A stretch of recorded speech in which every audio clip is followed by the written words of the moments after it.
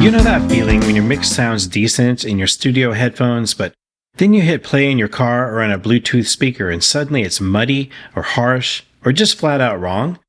Or have you ever struggled to make your mixes sound crisp and clear and balanced? Yeah, that used to happen to me all the time, and usually the problem wasn't my instruments or the way I recorded or even my mix balance.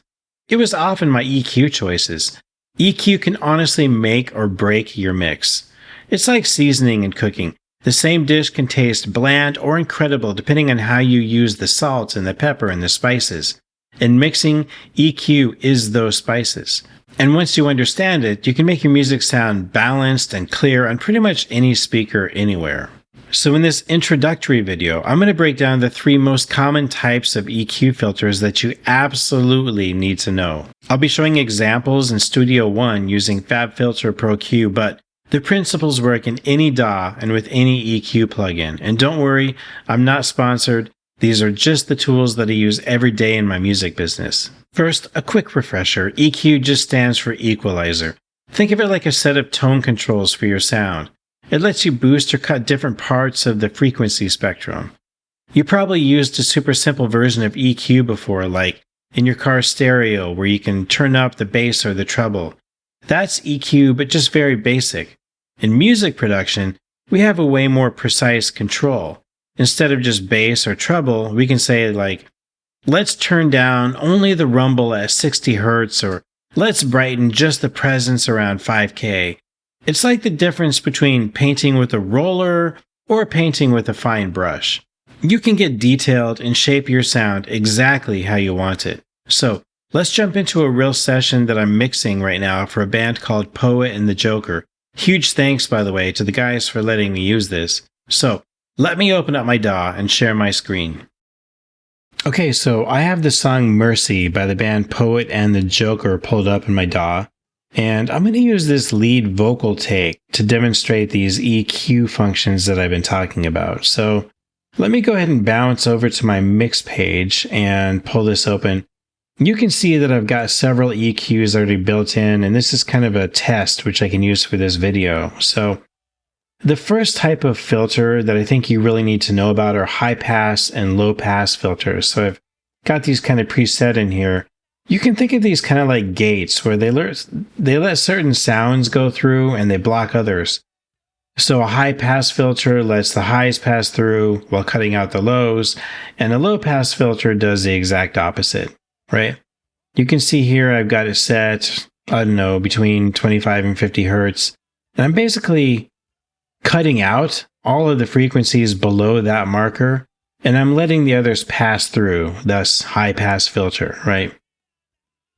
And obviously, I can do the same on the opposite end. I can have a low pass filter where the high frequencies get cut and the low frequencies are allowed to pass through, right?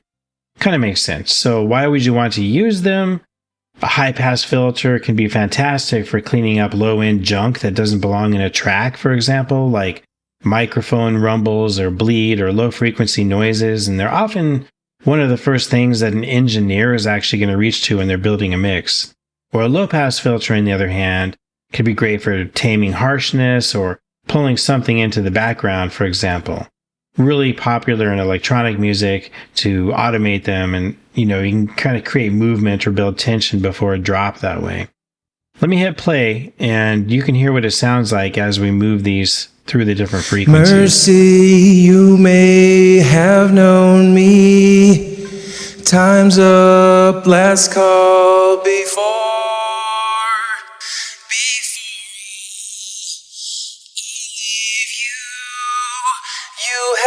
Your chance and you threw it all away.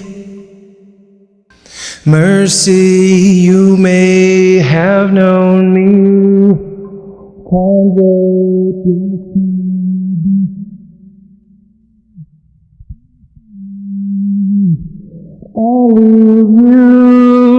you had your chance and you threw it all away.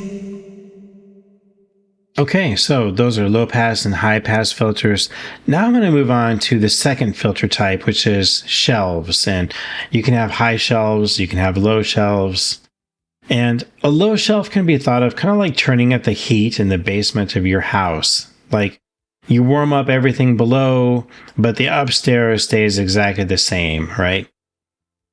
I hope that kind of makes sense, right? And the same is true with a high shelf. It's like adjusting the thermostat upstairs without touching the basement, if that kind of makes sense, right?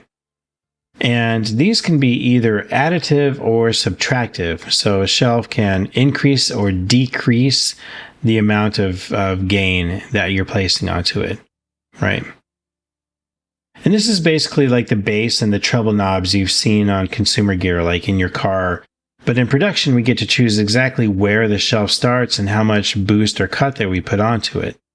A shelf filter could be perfect for like changing the overall character of a sound. For example, if a vocal feels like kind of dark, or a gentle shelf can add brightness and air. So here we go. I'm going to show you what it sounds like.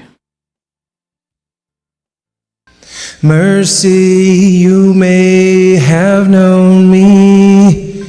Time's up, last call before I leave you. You had your chance and you threw it all away. Mercy, you may have known me. Time's up, last call before I leave you. You had your chance and you threw it all away. All right. But when you need precision, like removing like a specific harsh ring in a snare drum, for example, a shelf really isn't the right tool. That's where a bell filter comes in. So now I'm going to open this third EQ type here. Bell filters are kind of like a surgical blade of the EQ, and they let you zoom in on one specific spot, and you can either boost it or you can reduce it, right? You can move it around. Picture a bell filter kind of like a magnifying glass, I guess. You can focus tightly on a single frequency, like that annoying little whistle in a vocal you sometimes get, or you can widen it to make an impact on a bigger range, right? Like adding warmth across the whole low mid area, for example. And there's three main controls, right? So you got frequency, which is basically what part of the sound that you're targeting. Everything from very low frequencies to the mids, all the way up to the highs, right? And then you also have gain, which is how much you're boosting it or how much you're reducing it, because again, it's additive or reductive. And then the last thing is what we call the Q, which is basically how wide or narrow that your adjustment is. So let me show you that. There's a more narrow Q, right? And that's very precision. Or you could have a wider Q if I move it the other way here.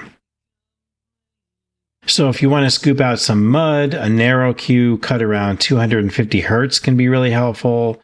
Or if you want more clarity in your vocals, you can boost it gently around 3,000 to 5,000 K with a wider Q, as an example, right? So let me give you a demo here. I'm going to hit play and show you what it sounds like and looks like as I move this bell around the different parts of the spectrum. And I'm going to widen the Q and narrow the Q so you can hear all of that. Mercy, you may have known me.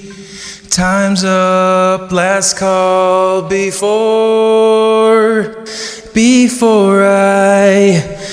I leave you. You had your chance and you threw it all away. Mercy, you may have known me. Time's up, last call before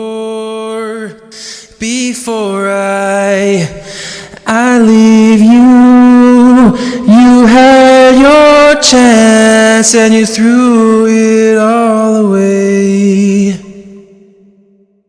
Mercy, you may have known me. Time's up, last call before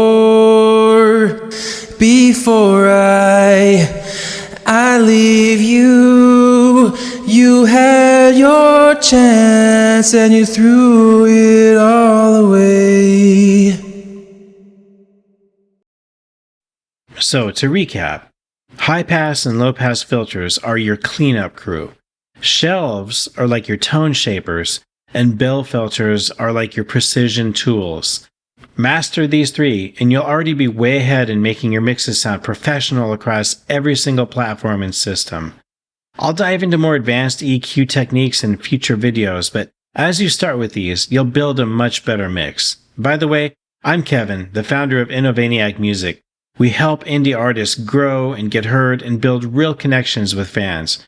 If you're learning production or building your career as an indie artist, this channel is for you, so hit subscribe so you don't miss the next one, and let me know in the comments, what is the most confusing part of EQ for you right now? I would love to help clear it up. Until the next time, dream big and create boldly.